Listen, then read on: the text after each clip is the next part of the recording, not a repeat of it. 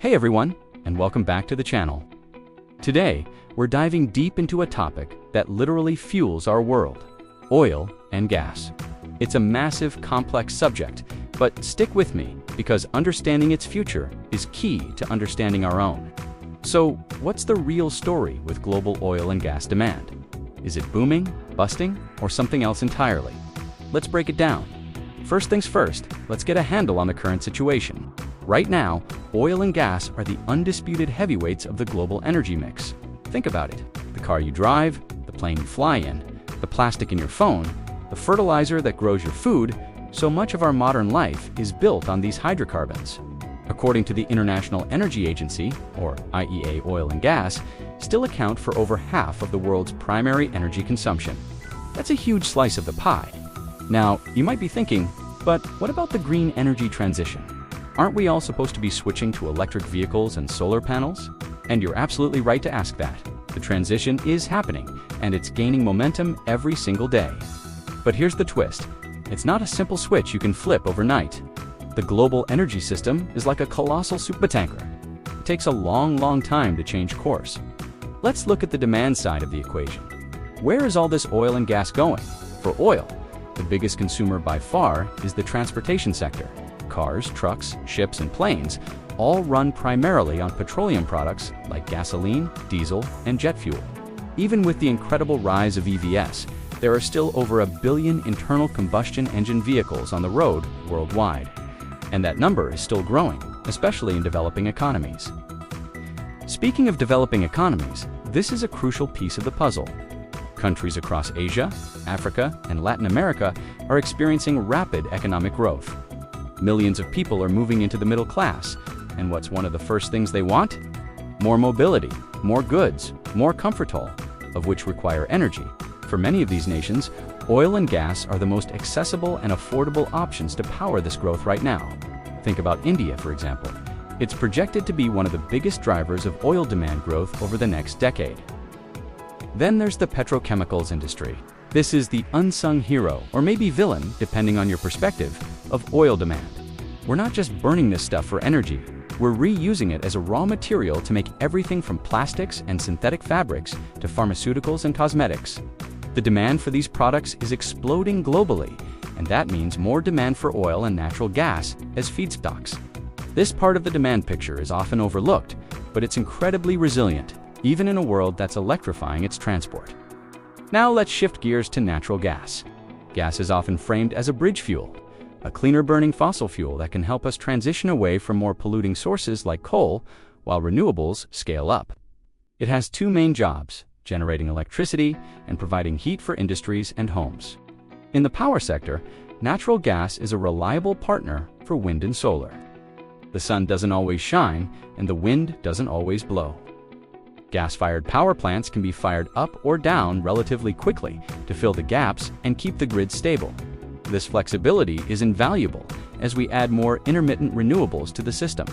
Many countries, including the United States and parts of Europe, have significantly cut their carbon emissions by switching from coal to natural gas for electricity generation.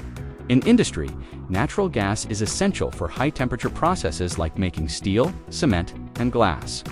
Finding green alternatives for these processes is a major technological challenge, so for now, gas remains king. So, with all this demand, what do the forecasts say? This is where it gets really interesting, because different organizations have slightly different crystal balls. The IEA, in its base case scenario, sees global oil demand peaking before the end of this decade, around 2030. That's a huge milestone. After that, they project a slow decline. They see the rise of EVs, improved fuel efficiency, and a shift away from oil for heating as the main drivers of this peak. For natural gas, the picture is a bit more stable, with demand staying relatively flat for a while before also beginning a gradual decline thanks to the growth of renewables and heat pumps. However, OPEC, the Organization of the Petroleum Exporting Countries, has a different view. They don't see a peak in oil demand on the horizon, at least not within the next 2 decades. Their forecasts show demand continuing to grow, albeit at a slower pace. All the way to 2045, they point to the strong. Sustained growth in developing countries and the petrochemical sector as reasons why the world will need more oil for longer. So who's right? The truth is, nobody knows for sure. The future of energy demand is not just a math problem. It's influenced by a dizzying array of factors. Think about it. Government policies, technological breakthroughs, geopolitical events, economic growth rates, and even shifts in public behavior all play a role. A major wildcard is policy. If governments around the world get more aggressive with climate policies, think carbon, taxes, stricter emissions, standards, or massive subsidies for green tech, that could dramatically accelerate the decline in oil and gas demand, bringing it closer to the IEA's more ambitious scenarios. On the other hand, if policies are relaxed or delayed, demand could stay stronger for longer, aligning more with OPEC's view. Technology is another huge factor. What if someone invents a revolutionary new battery that's super cheap, charges in minutes, and has a massive range? That would be a game changer for EVs. What about breakthroughs in green hydrogen or carbon capture technology? These could fundamentally reshape the industrial and power sectors.